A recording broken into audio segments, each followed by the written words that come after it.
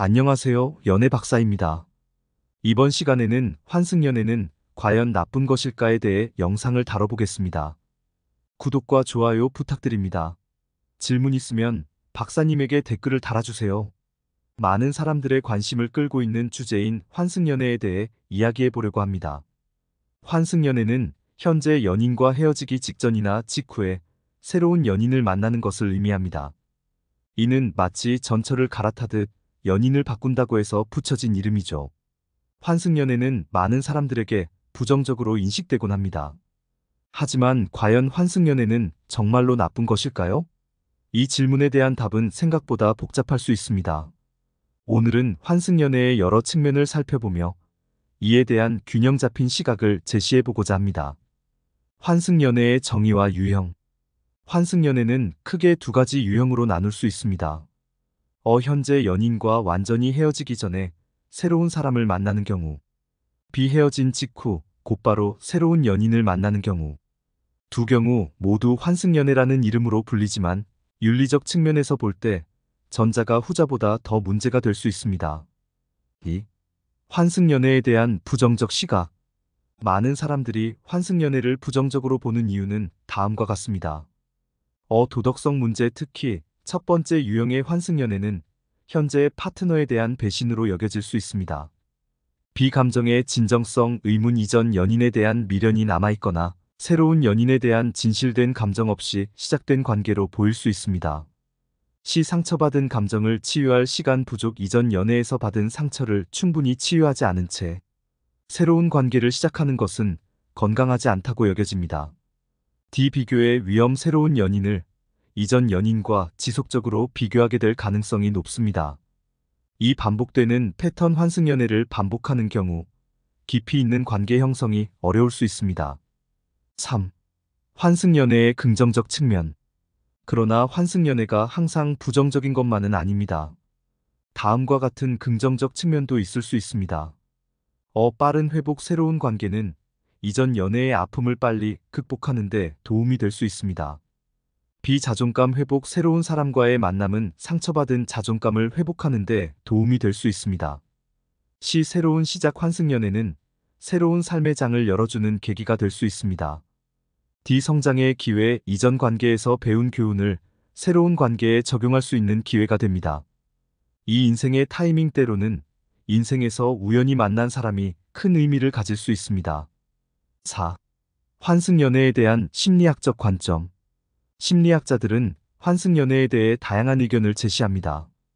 일부 전문가들은 환승연애가 건강하지 않다고 주장합니다.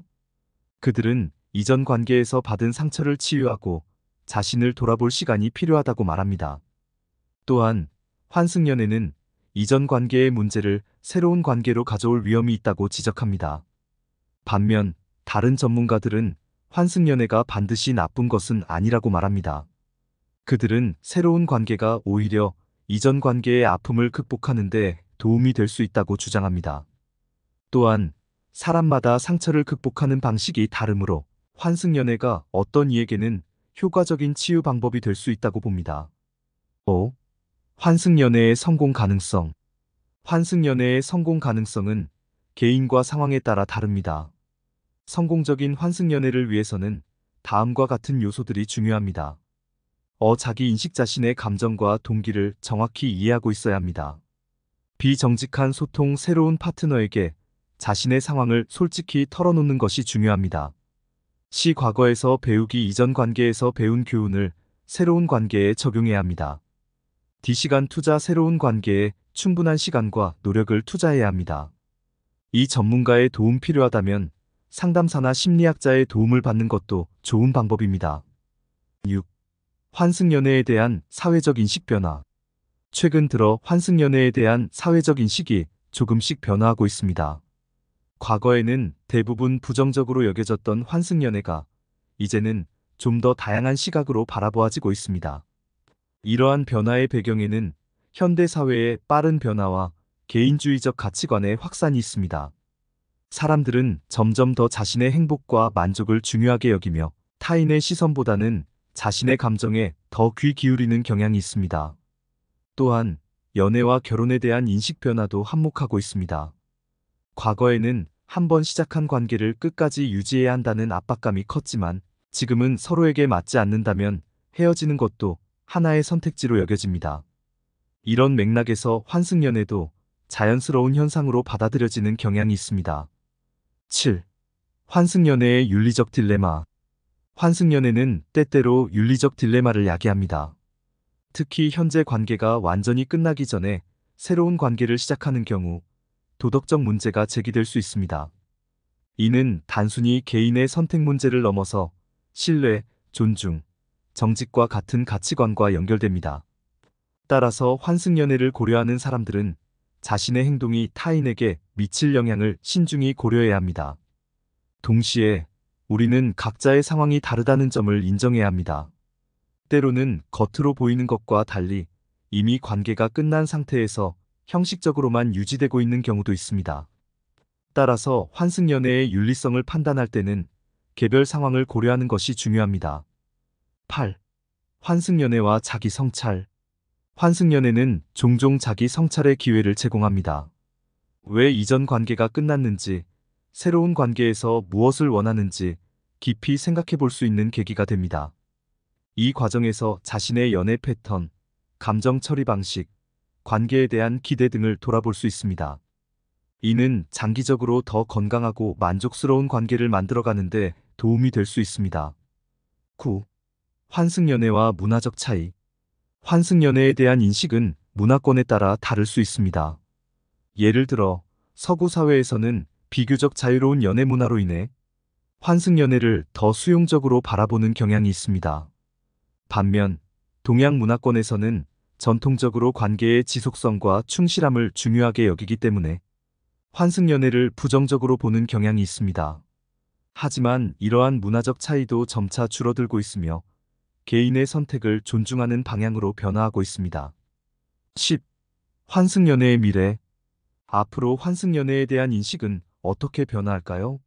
현재의 트렌드를 고려해 볼 때 환승연애에 대한 사회적 낙인은 점차 줄어들 것으로 예상됩니다.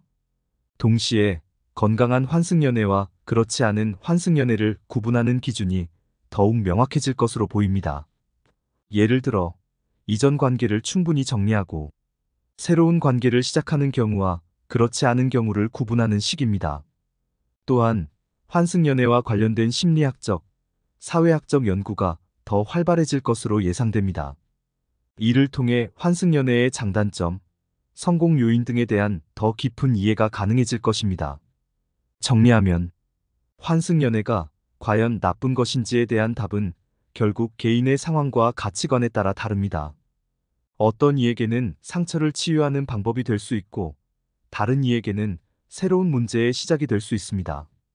중요한 것은 자신의 감정과 상황을 정확히 인식하고 타인에게 미칠 영향을 고려하며 책임감 있는 선택을 하는 것입니다. 또한 새로운 관계를 시작하기 전에 이전 관계에서 배운 교훈을 충분히 반영하고 자신의 감정과 동기를 명확히 이해하는 것이 중요합니다. 환승연애를 고려하고 있다면 다음과 같은 질문을 스스로에게 해보는 것이 도움이 될 수 있습니다. 1. 현재 관계가 정말로 끝났다고 확신하는가? 2. 새로운 관계를 시작할 준비가 되어 있는가? 3. 이전 관계의 문제점을 충분히 인식하고 있는가? 4. 새로운 관계에 충분한 시간과 노력을 투자할 수 있는가? 5. 환승연애가 자신과 타인에게 미칠 영향을 고려했는가? 마지막으로 환승연애에 대한 판단은 결국 개인의 몫입니다. 타인의 시선이나 사회적 규범에 얽매이기보다는 자신의 감정과 상황을 정직하게 마주하고 책임감 있는 선택을 하는 것이 중요합니다. 그리고 그 선택이 어떤 것이든 그로부터 배우고 성장하는 자세를 가지는 것이 가장 중요합니다.